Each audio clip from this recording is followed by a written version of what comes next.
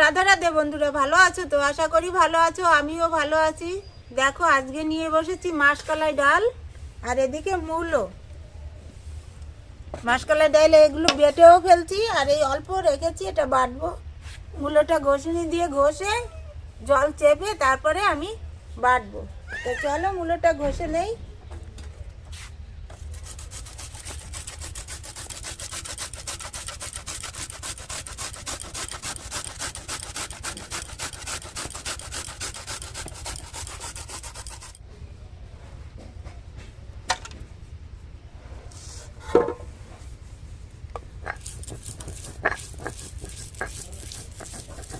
শীতের দিনেই বড়ি খেতে বেশি ভালো লাগে, আর বড়িটা দেওয়াও হয় শীতের দিনে।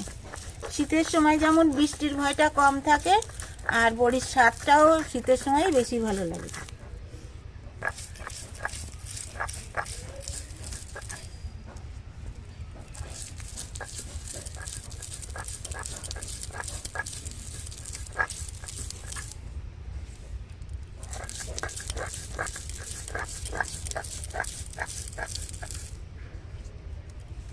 দেখো বন্ধুরা, ডালটা বাটা অবশেষে হলো। 1 কেজি ডাল বেটেছি, কম সময় লাগেনি, অনেক সময় ধরে বেটেছি।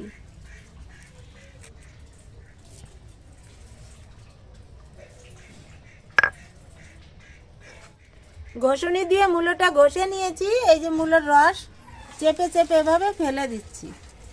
দেখো এতটা রস বেরিয়েও গেছে।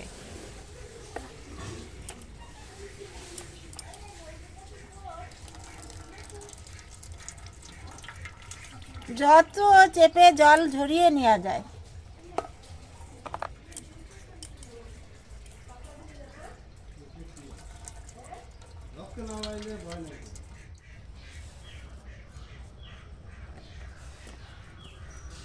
এবার মূলোটাও ডালের মতো সুন্দর করে বেটে নিতে হবে।